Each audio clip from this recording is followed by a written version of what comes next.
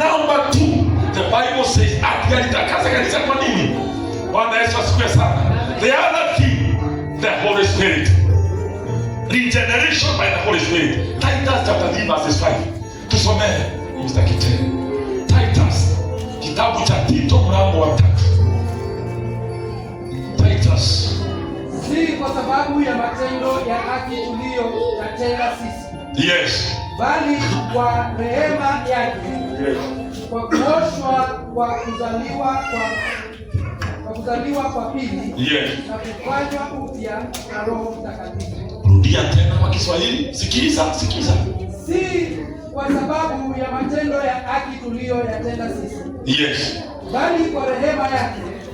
Kwa kuoshwa kwa kuzaliwa kwa pili. Na kufanywa upya na Roho Mtakatifu. Praise the name of the Lord.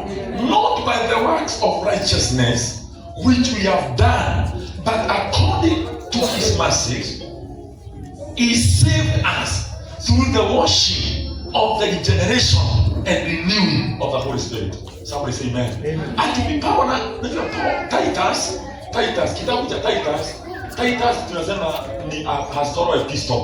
Bwana asifiwe sana. Ni zile waraka ambazo zimeandikiwa wachungaji. Na wachungaji kwa nini wanaandikiwa? Maana when you are pastoring the church, kuna possibilities ya mtu anayesikia neno ya uchungaji kia ndani yake. Kwa hivyo when God looks at you, he looks at you like a pastor. Somebody say amen. Maana unaposikia neno hili uoshwe, utakasike, unapokea neema ya ukuhani. You are a pastor of yourself. You are a pastor of your family. You are a pastor of your job. You are a pastor of your career, your destiny, your calling. Somebody say amen. Sasa Paulo anaambia Titus, aambie kanisa, praise the name of the Lord, ati ya kwamba hawajatakasika kwa sababu ya matendo yao. Bwana Yesu asifiwe sana.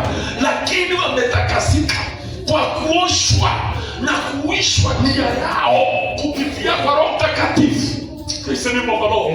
Kumaanisha Roho Mtakatifu anapoingia ndani ya watu uanza kuosha nia na akili. Praise the name of the Lord. Kuna mambo hata ikikufundisha hapa, unless Roho Mtakatifu akufundishe, wewe ukaisikia. Glory to God. Amen. Kuna mambo hata nikinena hapa for years haiwezi kaingia kwako, lakini Roho Mtakatifu akikutokea usiku au wakati naongea aanze kutembea ndani yako, anaanza kufundisha. Anakuambia hii ni mbaya. Hii sio nzuri. Somebody say amen. Hii sio nzuri. Hii sio nzuri. Bwana Yesu asifiwe sana. Amen. Praise the name of the Lord. Roho Mtakatifu atakwambia hii mavazi usivae. Praise the name of the Lord. Roho atakwambia hata hii hairstyle usinyolewe. Somebody say amen. Na si tutaingia mbinguni kwa sababu ya hairstyle, lakini anakwambia hii nywele usinyolewe hivi. Tunaelewa kanisa leo. Are you getting what I'm saying? Praise the name of the Lord. Lakini sio kumaanisha ati sasa kama uko na dread utaingia mbinguni, utaingia. Lakini Roho Mtakatifu akikuonya, akwambie inyolewe na ukatae, utaingia jehanamu. Maana Roho Mtakatifu ndiye atachukua kanisa. Somebody say amen. Nataka unishike vizuri. Kanisa Yesu atakuja kuchukua kanisa. I want you to get this. It is the Holy Spirit that will take the church and present it to Jesus. Okay, hujaelewa vile nasema. Somebody say amen. Yesu yuko wapi? Mbinguni. In the right hand. Si alifanya kazi yake miaka 3 hapa duniani. Akaacha nani? Na akasema namna gani? Alipasa niondoke, maana nisipoondoka hata kuja Roho Mtakatifu.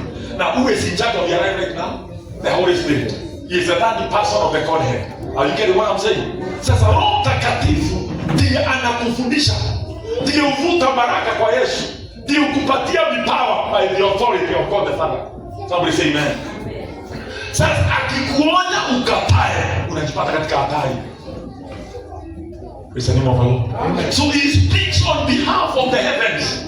Anakwambia my brother, hii usifanye. Achana na unaona watu wote shetani amemaliza.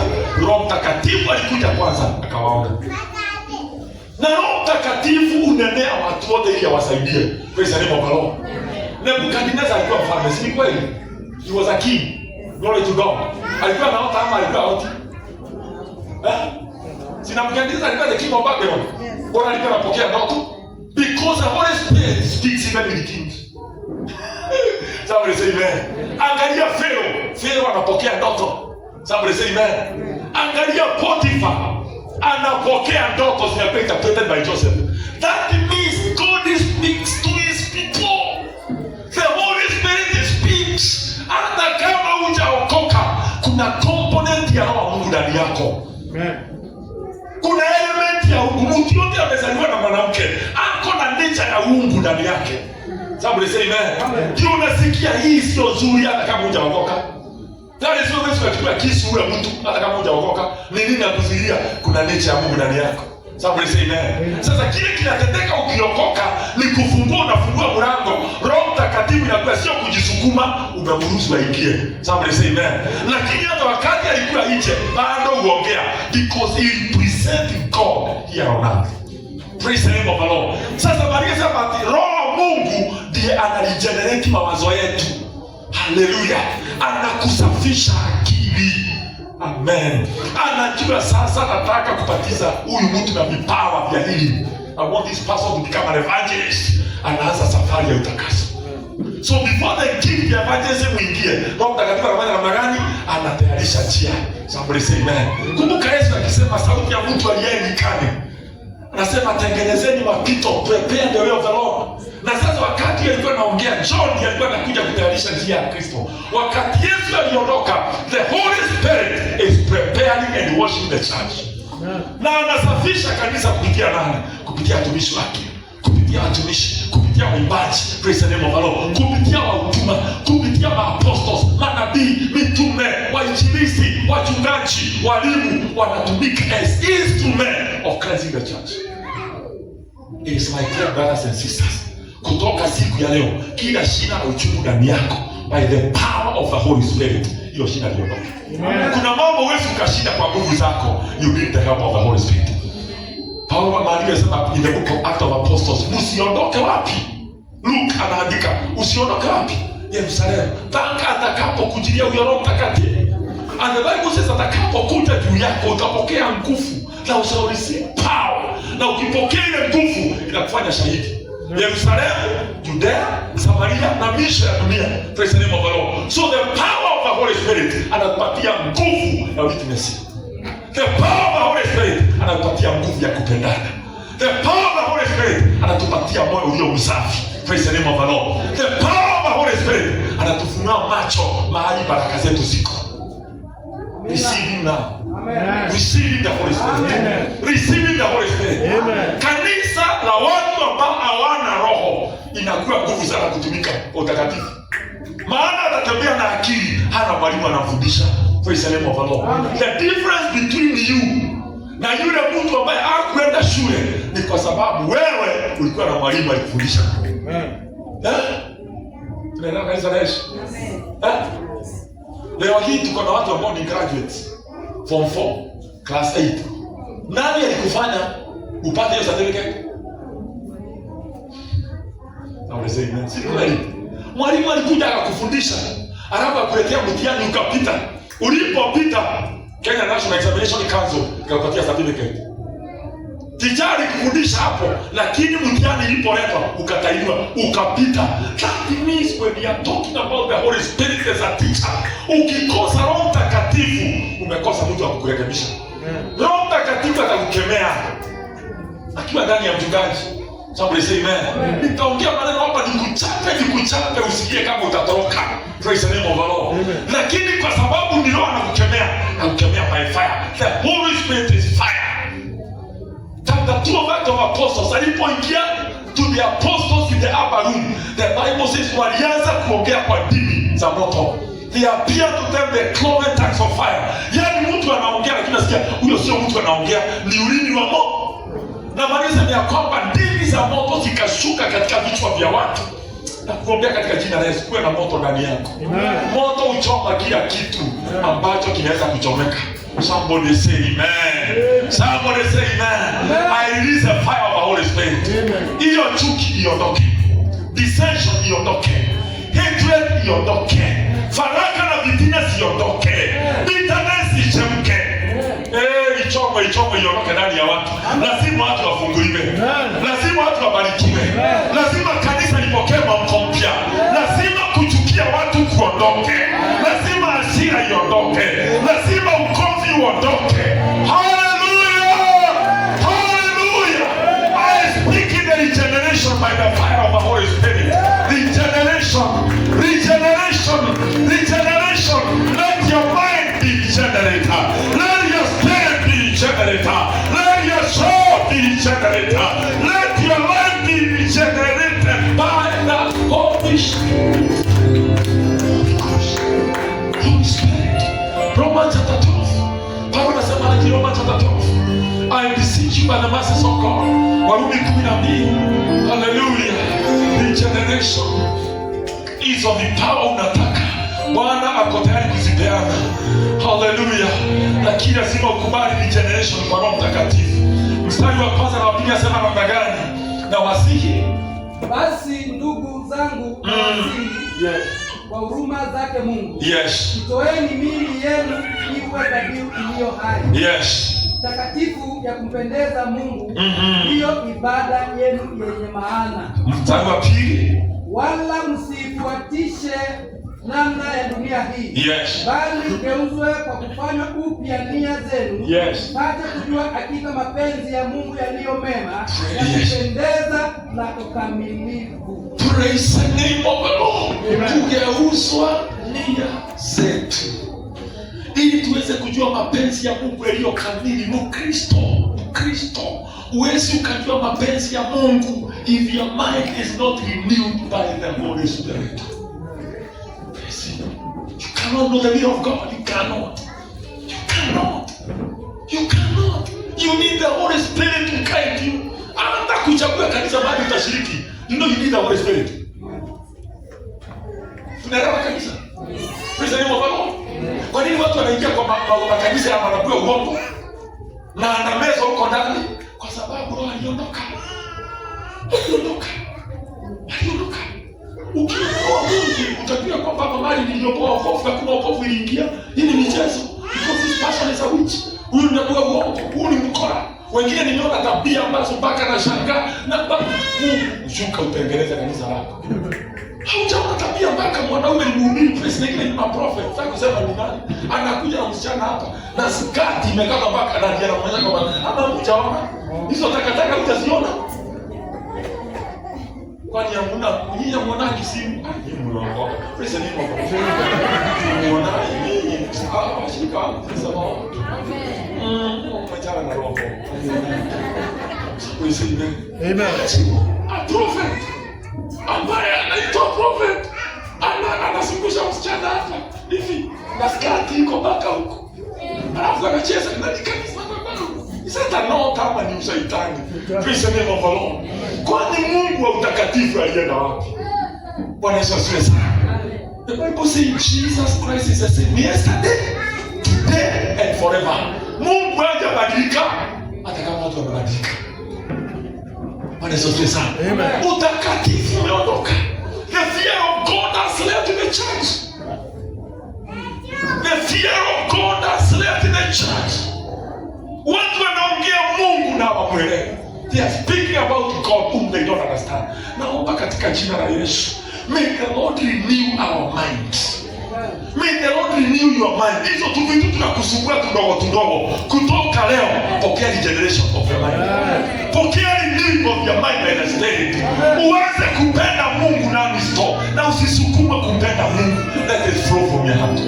Let it flow from your heart. Let it flow from your heart. Penda Mungu with all your heart. Somebody say amen. Regeneration.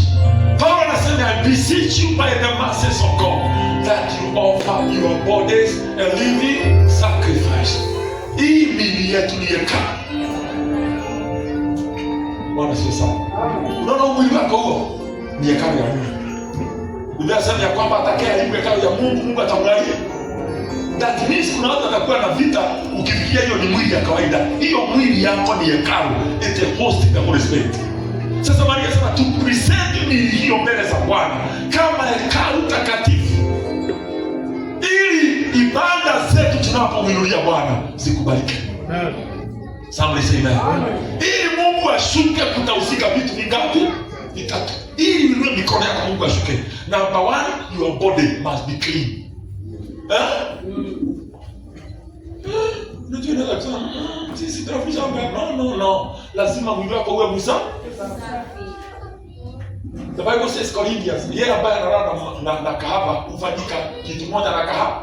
That means when you connect your body to a prostitute, you become a prostitute. That body is not clean to over sacrifice. Somebody say amen. Number 2, so akili zako lazima ziwe sawa. Biblia inasema Mathayo, Yesu alifundisha akasema mtu anayemwangalia mwanamke na anamtamani ashafanya usharati na yeye. Hata kama hajafanya physically, spiritually ashafanya. That means soul yake imechafuka. Number 3, your spirit. Praise the name of the Lord. Kumaanisha mwili wako, nafsi yako na spirit yako lazima iwe safi. Unapoinua mikono sasa ndio inaitwa ibada kamili. Somebody say amen. Useme mwili sio wa maana. Everything is important. Hata ukikuja hapa nisoma andiko linasema in the book of Isaiah chapter 4, is it Ezekiel 44 verse 18. Inasema na ya kwamba tunapoenda mbele za Bwana tuvae mavazi kama makuhani na tujizuilie hata kuwa na jasho. Timarake jasho ina presence ya Mungu. What is how serious it is? Somebody say amen. What is your special? Maji baa kunuka jasho. Au unapiga ni akili zako. Unasoma? Praise the name of God. Kana ile scripture, unajua unaweza kusema mwaniki anasoma vitu zake. Praise Ezekiel 44 verse 18. Hata kama sio hapo. Unajua kuna mambo yanakujanga. Na siku nimeipanga inaletwa na Roho. Somebody say amen. Ezekiel 44. Tatuone hapa ni hapo. Mstari wa 18 hata kama sio hapo ndivyo inasema. Inasema namna gani? Verse 18. They shall have linen what? Taban. Soma Kiswahili Mr. Kitenge. Watakuwa na vilemba vya kitani juu ya vichwa vyao. Yes. Nao watakuwa na suruali za kitani viunoni mwao. Yes. Hawatajifunga kiunoni kitu chochote kifanyacho jasho. Kifanyacho jasho. Umeshika hiyo jasho ni nini? Sweat. Katika sita. Ati wakati makuhani wanapokuja kuinua mikono, because the Bible says we are priests. Tusome hiyo andiko na mama. We are kings and priests. Hello? Unajua ni Qurani? Mimi sisi not explain Qurani. Ni vile tu simamaji hapa kutuhubiria pokea that you are a priest. According to the order of God. Somebody say amen. So you are a priest. Esther, you are a priest. Chairman, you are a priest. Maandiko sema kwamba ati makuhani wanaposimama wavae nguo nzuri, wavae vilemba. Praise the name of the Lord. Vilemba ni covering. Sio lazima ikuwe physical covering. Sema pastor atuvalishi vilemba, hapa atuvangi vilemba. Somebody say amen. Na sina mipango ya kuvalisha mama vitambaa vya MC soldiers. Praise the name of the Lord. Mimi nakuvalisha kilemba cha roho wa Mungu. Bwana Yesu asifiwe sana. Alafu inateremka hapo inasema na wanaume wapae nguo katika kiuno chao. Ni vibaya kusimama hata wakati unahudumu bila nguo ya ndani. Somebody say amen. Tukitereza hapo ukiwa ndani ni vitu gani utatufanyia? Bwana Yesu asifiwe sana. Tunaelewa kanisa la Yesu. Maandiko yamesema, sio mimi nimesema. Wafae vizuri. Praise the name of the Lord. Si unaruka hivi na tupeleka mahali pengine utaondoa presence ya Bwana. Somebody say amen. Hata kama uko nayo itaondoa. Vaa nguo decent. Ukiruka hivyo isikuje mpaka huko. Tunapatana kanisa la Yesu. Somebody say ukidance hivi na dance unavaa nguo comfortable unaweza kuinama vizuri na kumwabudu Bwana. Ndio hapo useme amen. Is the name of the Lord. Amen. Ukiinama hivi na rukia itakuwa namna gani? Na kisha ukiinua hivi unakuja church. Hallelujah. Amen. This still laugh me hapa unasikia kitu. Kimeanza tabia gani kitu cha Mungu hiki. Kia kwa ile kiza za miaka kupotea. Alitaka na wewe kimeanza kupotea. Sijapotea nimerudi. Sema amen. Na unasema hapo tena akishafanya hivyo asivae nguo inampatia jasho. Somebody say amen. Over sweating. Jasho maana yake hapo ni ya kwamba you sweat until you begin to stink. Somebody say amen. Hiyo harufu inatoa uwepo wa Bwana. Tunaelewa kanisa la Yesu. Praise the name of the Lord. Amen. Kama mimi mwenye mimi nakuwa sometimes a kind of nikisikia marashi hapa najua inaniaffect. So nikiombea mtu ambaye amejipaka marashi sana, sitakaa kwake sana because itaniaffect. Kama mimi nakuwa affected na marashi, na roho wa Mungu ana-affectiwa na kitu ambacho sio sawa. Bwana sio sana. Ndio unaona unabeba uwepo wa Mungu dakika 5 na ameondoka. Roho ameondoka, anasikia hapa mahali ndio jamaa acha nipokea, acha hata na maji. Maji ni wimbo ya kujitakasa. Somebody say amen. Oga vizuri hata unapotoa ibada. Be smart. Sema amen. Amen. Praise the Lord. Amen. Nyolewa vizuri. Hata hivyo ndio yangu naitengeneza. Biblia sema ya kwamba na kuhani asinyolewe kipara koto. That's what the Bible says.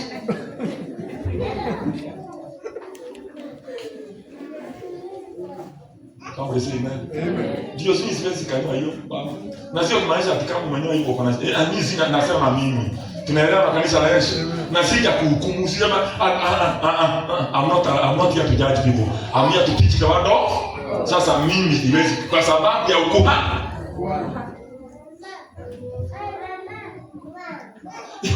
That's how serious God is. That's how serious the Holy Spirit is. Somebody say amen. Bwana sifiwe. Kuna vitu vidogo vipi. Biblia sema hivi in the book of nikirudi kwa number 3. Maandiko sema ya kwamba wakamateni wale bwana wadogo. Maana ndio fanya nini? Uliharibu shamba la mizabibu. Kumaanisha tule tumambo tudogo tunapuuza. They mean a lot in the kingdom of God. Bwana sikia sana. Na ndio ukiangalia manabii wote wa kitabu cha Old Testament walikuwa wanalea nywele zao. Mpaka Mungu alikuwa anaambia akina mtu kama akina Samson asinyoe nywele zake. Because wearing the realm of the spirit as an attachment in your strength. Kuona ndoto umenyoa nywele ni hatari. Usiseme yuko michezo. No, your power is there. The glory has gone. Somebody say amen. Amen. Kuna mtu ameshaota amenyoa nywele na kuombewa.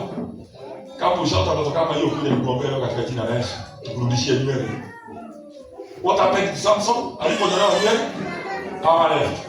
What does the Bible say? Judges 16 verse 22. Nywele zake zikaanza kumea tena. What happened zilipomea?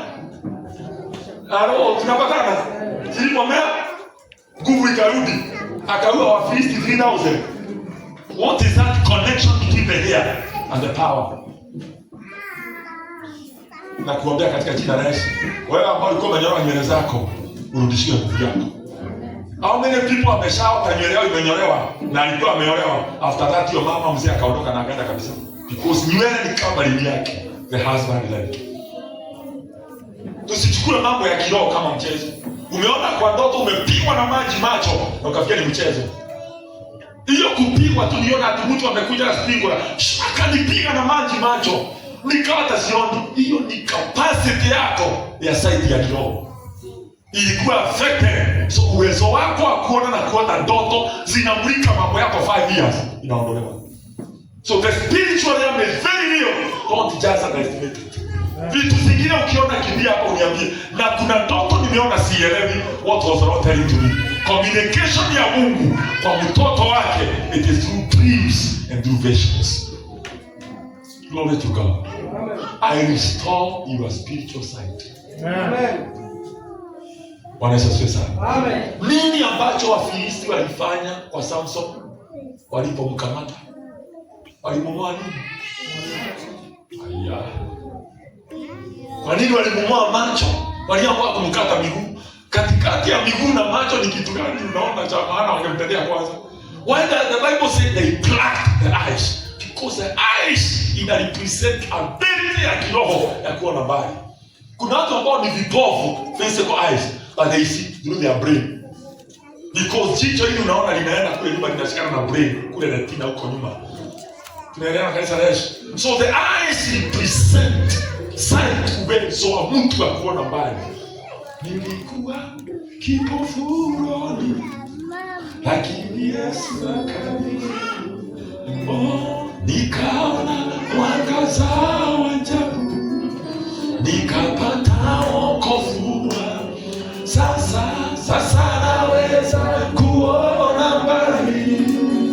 kwa Roho Mtakatifu.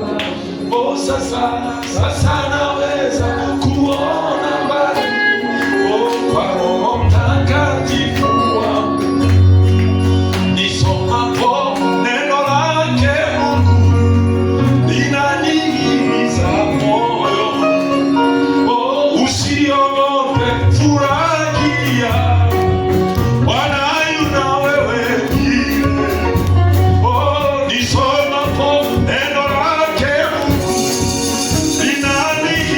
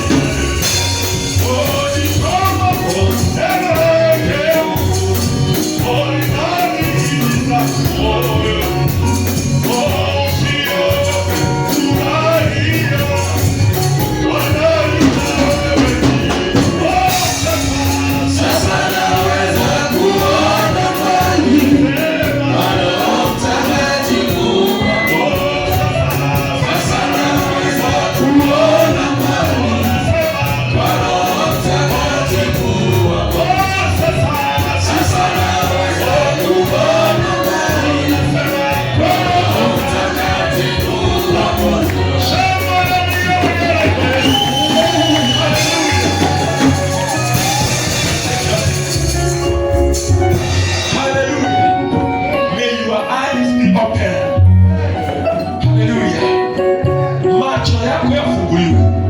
Number 3 nisema the blood for 2 minutes. Take care. The blood. Isaiah chapter 4 verses 4 to 6. Isaiah chapter 4. Nimesema ya kwanza weapon ya deliverance from the spirit of bitterness. Number 1 is the word of God. Yeah? Number 2, regeneration by the Holy Spirit. Number 3, regeneration by the blood.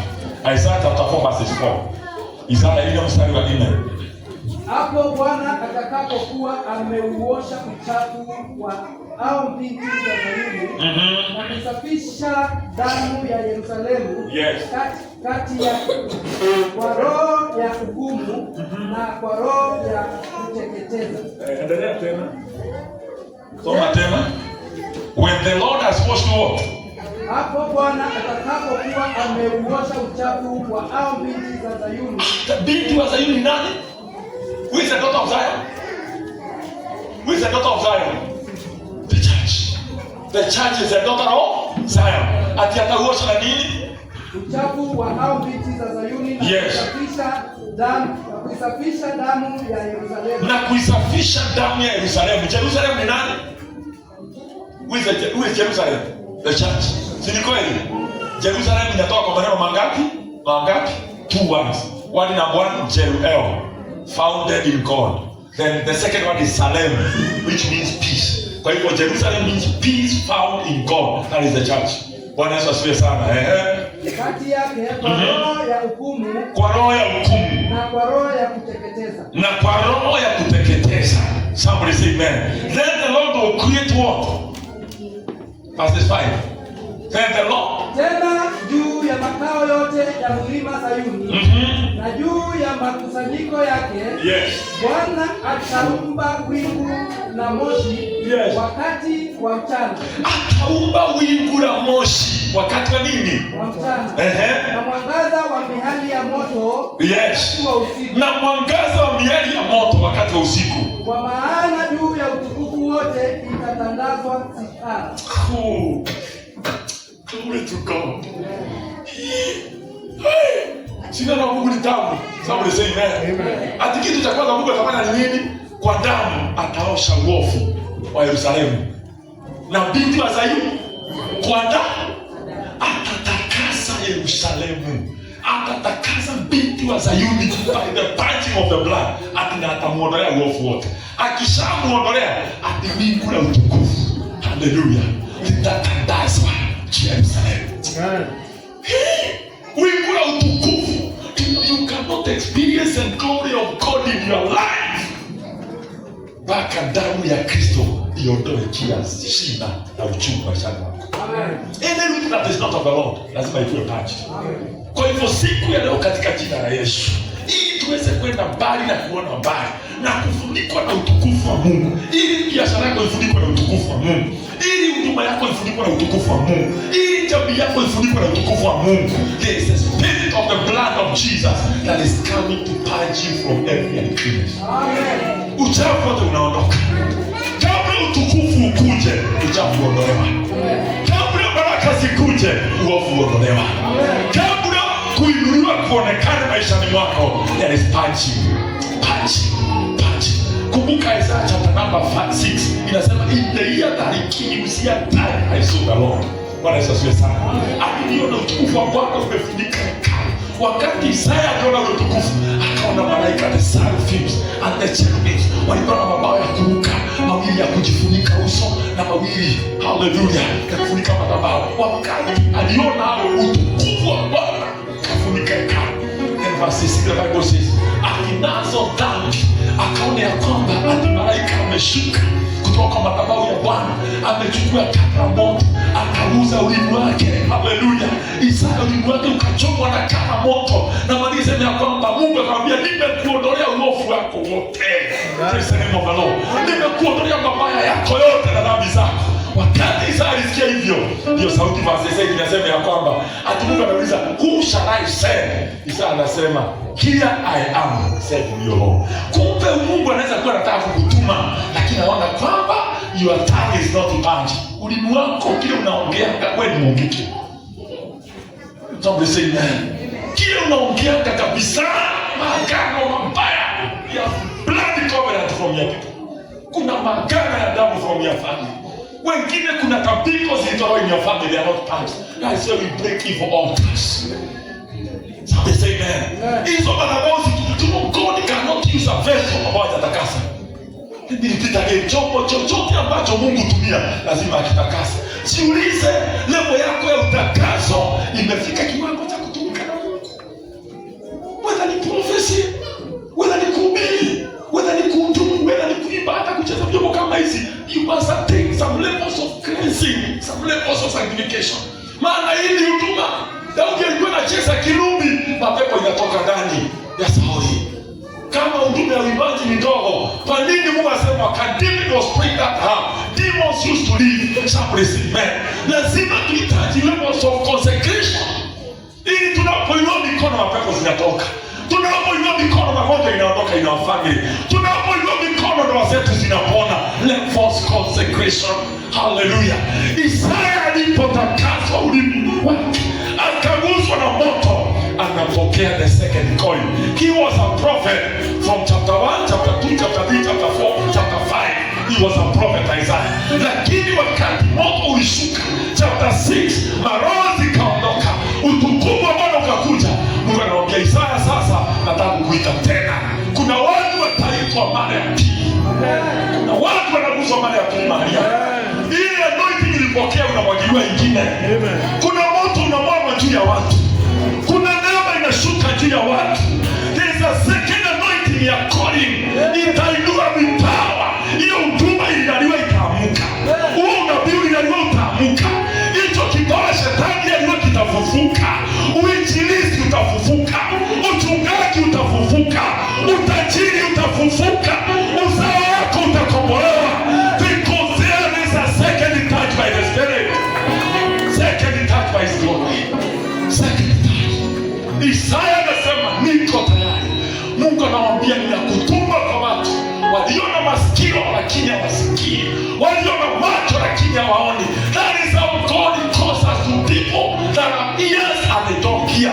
They have eyes they don't see. That is the true mark of a call. Jona unaitwa watu watiifu continually, haukuitwa na Mungu. Maana Mungu hutuita kwa watu wasio watiifu. The anointing in us inaanza kuwabadilisha. Hallelujah. Ninapoona vita katika madhabahu, najua kwamba kuna mafuta Mungu ametia ndani yangu nibadilisha watu.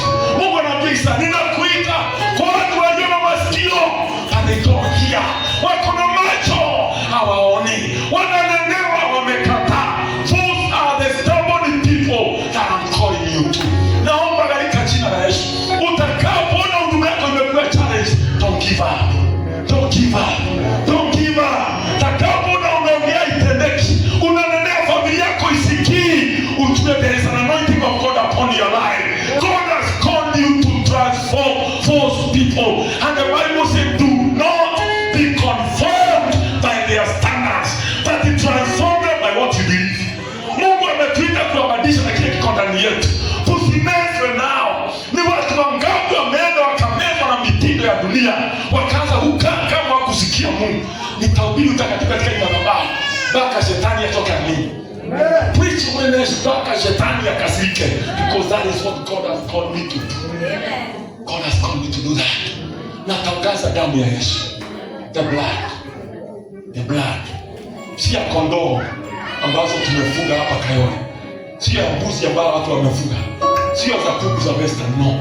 Damu ya mwanakondoo. There is power. Power. Wanawake power. In the blood.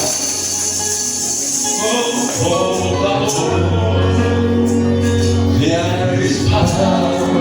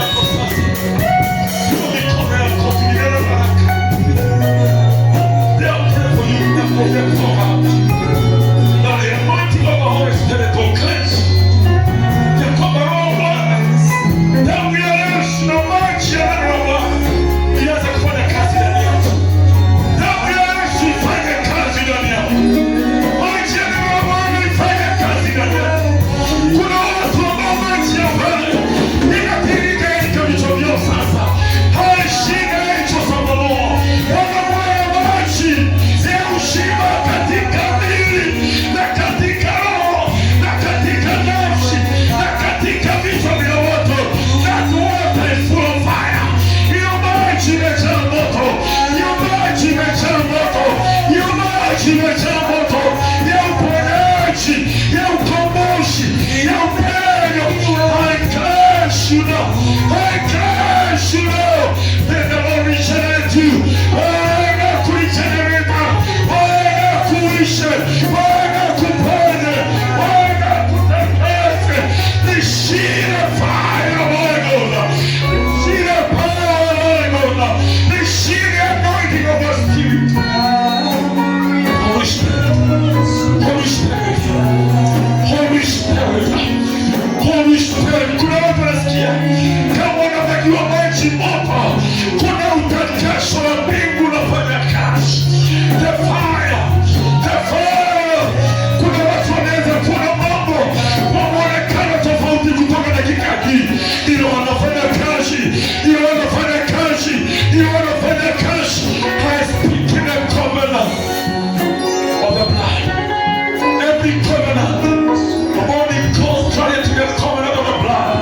I break it in the name of Jesus. I break it in the name of Jesus. I break it in the name of Jesus. I deliver you from that enemy. I deliver you from that trap. I render you out of that cage. Come out in the name of Jesus. Come out of that cage. Come out of that bondage. Come out of that body. Shakamanda Rabaseta. Natangaza ukombozi sasa. Roho yako nafsi na mwili ziombe kwa hiyo tanshi. Inamwona kila roho ya uchungu, kila shida ya uchungu ndani yako, kila aina ya uchungu, kila shida ya uchungu, kila shida ya uchungu. Nikaondoe, nikaondoe, nikaondoe. Hasira kwa Mungu, hasira kwa roho, hasira kwa Mungu. Ninatangaza ule mshishi ukamoe ile shida likaribiwe katika jina la Yesu, na kila mjengo shetani alikuwa amejenga maishani mwako wa uchungu, wa hasira, wa faraka, wa marombano, ninatangaza ule mjengo ukaboromoke, ukaboromoke, ukaboromoke, ukaboromoke, ukaboromoke. In the name of Jesus, I deliver you now. I deliver you, my brother. I deliver you, I deliver your children. I deliver your job. I deliver your neighbor. I deliver your partner. I deliver your colleague. I deliver your career. I deliver your destiny from the devil. In the name of Jesus, I declare you are free. You are free. You are free. Everyone is set free. Yes, free Peter. Pokea uhuru wako. Pokea uhuru wako. Pokea uhuru wako. Uhuru wako. Pokea uhuru wako. In the name of Jesus. Pokea Bwana. Sadaka ya makofi. Shangwe na vigelegele. Shangwe na vigelegele. Shangwe na vigelegele. Shangwe na vigelegele. Shangwe na vigelegele kwa Yesu. Pokea Bwana shangwe.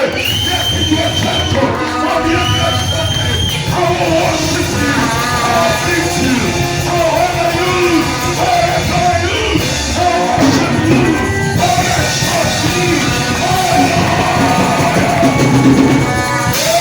Hallelujah.